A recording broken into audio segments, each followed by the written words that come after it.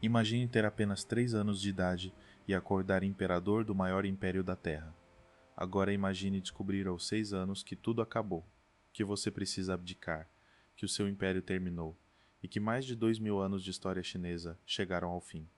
Este é Puyi, o último imperador, e esta é a história da dinastia Qing. E aí, pessoal, hoje a gente vai mergulhar numa das histórias mais épicas, mais dramáticas e mais fascinantes de toda a história mundial, a história da dinastia Qing, a última dinastia imperial da China.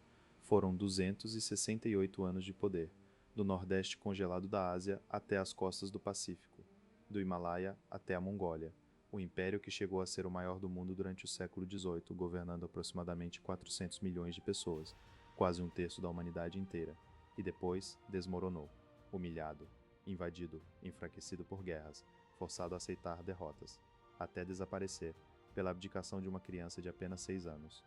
Como o império sobe tão alto e cai tão profundamente, fica comigo, porque essa história tem tudo: conquistas brutais, imperadores extraordinários, guerras vergonhosas, uma mulher que governou um continente, e um menino que nasceu imperador e morreu jardineiro. Para entender a dinastia Qing, precisamos voltar ao início do século XVII, muito antes do império, muito antes dos palácios, muito antes da cidade proibida pertencer aos Qing. Precisamos ir até a Manchúria, uma região fria, montanhosa, no extremo nordeste da Ásia. Ali viviam os Jurchen, tribos guerreiras, caçadores, agricultores, povos considerados bárbaros pela elite chinesa Han, gente vista com desprezo, até surgir um homem chamado Nurasi, nascido por volta do ano de 1559, filho de um chefe local assassinado após traições políticas. Nurasi transformou perda em ambição. Durante décadas, uniu tribos rivais, criou alianças, construiu identidade, criou um povo, criou um exército, criou poder. Também desenvolveu um sistema militar brilhante, chamado Oito Estandartes, onde soldados, famílias, animais e suprimentos faziam parte da mesma organização. Era mais do que um exército, era uma sociedade inteira preparada para a guerra. No ano de 1616, Nuresi proclamou o estado Jin posterior. Era praticamente uma declaração de desafio contra a dinastia Ming. No ano de 1626, morreu em batalha, mas sua obra continuou. Seu filho, Ong Taiji, assumiu o comando, e no ano de 1636, mudou tudo. Os Jurchen passaram a ser chamados oficialmente de Manchus, e o estado recebeu um novo nome, Grande Qing, uma palavra associada à pureza. A mensagem era clara: eles não queriam apenas derrotar a China. Queriam substituí-la, queriam governá-la. A conquista da China pelos Qing não aconteceu apenas pela força. Aconteceu pela oportunidade e pela divisão interna. No ano de 1644, a dinastia Ming estava entrando em colapso. O imperador Shonzhen enfrentava crise econômica, fome, secas devastadoras, revoltas camponesas e pressão militar nas fronteiras. Tudo, ao mesmo tempo, era demais. Em abril de 1644, um rebelde chamado Li Zicheng tomou Pequim, a capital imperial. Pouco depois, o imperador Shonzhen subiu sozinho até uma colina dos Jardins Imperiais e tirou a própria vida. Com ele, acabava a dinastia Ming. Mas existe um detalhe que poucos destacam: os Qing não venceram sozinhos.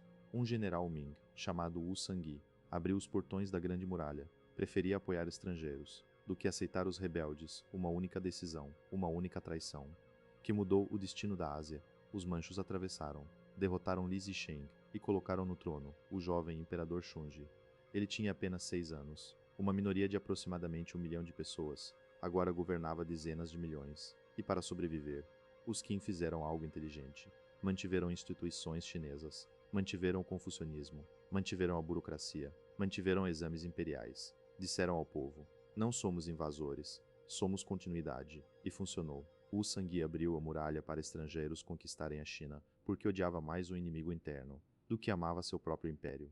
Quantas vezes, na história, uma única traição mudou o destino de civilizações inteiras? O auge absoluto da dinastia Qing veio durante o século XVIII e foi construído por 3 imperadores extraordinários. O primeiro foi Kangxi. Governou entre 1661 e 1722. 61 anos no poder. O reinado mais longo da história imperial chinesa. Era estudioso, falava vários idiomas e interessava-se por matemática, astronomia, conhecimento estrangeiro. Expandiu territórios, fortaleceu o império e entendeu algo essencial: não podia humilhar os chineses, precisava integrá-los. Depois veio Yongzheng, mais severo, mais rígido, mas extremamente eficiente. Combateu corrupção, reorganizou finanças, fortaleceu o Estado. Foi o governante que manteve a máquina funcionando. E então surgiu Qianlong, talvez o mais fascinante de todos. Governou entre 1735 e 1796. Durante seu reinado, o Império Qing atingiu sua maior extensão territorial, cerca de 13 milhões de quilômetros quadrados, quase o dobro da Europa, o Tibete e partes da Sibéria, Mongólia, tudo sob domínio Qing. Qianlong era poeta, colecionador de arte, patrocinador cultural, mas também cometeu um erro histórico. No ano de 1793, ele recebeu o enviado britânico Lord Macartney. Os britânicos queriam ampliar comércio. A resposta imperial foi simples. A China não precisava de nada. Segundo Qianlong, o império possuía tudo. Parecia grandeza, parecia confiança, mas a história mostraria que era arrogância e que custaria caro. E aqui, a história da dinastia Qing começa a mudar. Porque chegamos ao que muitos chineses chamam até hoje de século da humilhação. O problema parecia simples. A Grã-Bretanha comprava enormes quantidades de chá, seda, porcelana chinesa. Mas a China não queria quase nada em troca. Os britânicos acumulavam prejuízos. Precisavam equilibrar o comércio e encontraram uma solução lucrativa, cruel e devastadora: ópio, cultivado na Índia Britânica e vendido ilegalmente dentro da China. Durante décadas, o vício se espalhou. Milhões tornaram-se dependentes. Famílias foram destruídas. Dinheiro saiu do império. A economia enfraqueceu. O governo Qing tentou reagir. No ano de 1839, o comissário imperial Lin Zexu confiscou e destruiu mais de 20 mil caixas de ópio em Cantão. Foi uma decisão corajosa, talvez necessária, mas teve consequência imediata. A resposta britânica foi guerra. A primeira guerra do ópio aconteceu entre 1840 e 1840 e 1842. Os navios britânicos, movidos a vapor e equipados com tecnologia moderna, destruíram forças chinesas ainda dependentes de métodos antigos. A derrota foi esmagadora. A China precisou assinar o Tratado de Nanquim, perdeu Hong Kong, abriu portos ao comércio estrangeiro, pagou enormes indenizações, aceitou condições impostas. Era apenas o começo. Depois veio a Segunda Guerra do Ópio, entre 1856 e 1860, ainda mais humilhante. Britânicos e franceses invadiram Pequim e incendiaram o Palácio de Verão, uma joia imperial, um símbolo da cultura Qing, transformada em cinzas. Enquanto isso, outra tragédia crescia internamente: a rebelião Taiping. Entre 1850 e 1864, uma guerra civil gigantesca, que matou entre 20 e 30 milhões de pessoas, mais do que muitas guerras mundiais posteriores. A dinastia Qing sobreviveu, mas por dentro já estava quebrada. Agora surge talvez a personagem mais fascinante de toda a história Qing, uma mulher, que saiu do anonimato para controlar um império. Seu nome era Cixi. Nasceu no ano de 1835. Filha de uma família manchu comum, aos 16 anos, foi enviada à corte imperial, como concubina, uma entre muitas praticamente invisível. Mas Cixi era extremamente inteligente. Observava, aprendia, memorizava, entendia política, entendia poder, e no ano de 1856 deu à luz o único filho homem do imperador Xianfeng. Tudo mudou quando o imperador morreu. No ano de 1861, o herdeiro tinha apenas 5 anos, Cixi tinha 25, e agiu rapidamente. Eliminou rivais, neutralizou regentes, consolidou influência, tomou o controle. Por quase 50 anos, governaria a China.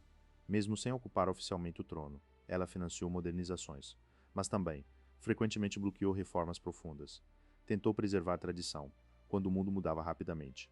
No ano de 1898, o imperador Guangxu tentou implantar reformas radicais. Modernizar Estado, educação, exército, economia. Ficou conhecido como Reforma dos 100 Dias. Cixi reagiu, interrompeu tudo, colocou Guangxu sob prisão. As mudanças morreram, e talvez uma oportunidade histórica também. Depois veio a rebelião dos Boxers. No ano de 1900, grupos chineses tentaram expulsar a influência estrangeira. Acreditavam, até mesmo serem invulneráveis a balas. Potências internacionais responderam. 8 nações invadiram. Pequim caiu. Cixi fugiu, disfarçada, humilhada. No ano de 1908, Cixi morreu, um dia depois da morte do imperador Guangxu. E antes de partir, escolheu um sucessor, um menino, com apenas 2 anos. Seu nome era Puyi. Cixi foi uma governante brilhante. Presa num sistema que rejeitava, mulher, nações invadiram. Pequim caiu. Cixi fugiu, disfarçada, humilhada. No ano de 1908, Cixi morreu. Um dia depois da morte do imperador Guangxu, e antes de partir, escolheu um sucessor, um menino, com apenas 2 anos. Seu nome era Puyi. Cixi foi uma governante brilhante, presa num sistema que rejeitava mulheres no poder. Ou foi alguém que atrasou mudanças essenciais, por medo de perder controle. E chegamos ao personagem que abre e encerra esta história. Puyi, o último imperador. Nasceu no ano de 1906. Da família Eijin de Ouro. Recebeu o trono ainda criança. Tinha apenas 2 anos quando foi escolhido sucessor. 3 anos quando se tornou imperador.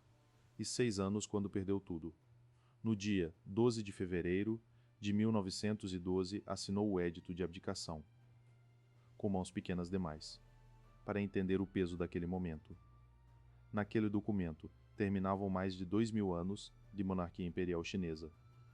Mas a tragédia estava apenas começando. Mesmo após abdicar, continuou vivendo dentro da cidade proibida, num mundo antigo que já havia acabado. Até que, no ano de 1924, foi expulso. Virou cidadão comum, sem império, sem trono, sem proteção. Depois, no ano de 1934, o Japão o colocou como governante fantoche, de Manchukuo, um estado controlado pelos japoneses. Puyi voltou a usar símbolos imperiais, mas não tinha poder. Era imperador apenas no nome. Após a Segunda Guerra Mundial, foi preso, passou anos em reeducação política. E então, algo impensável aconteceu. No ano de 1959, o homem que nasceu imperador passou a trabalhar como jardineiro em Pequim, o soberano do maior império asiático.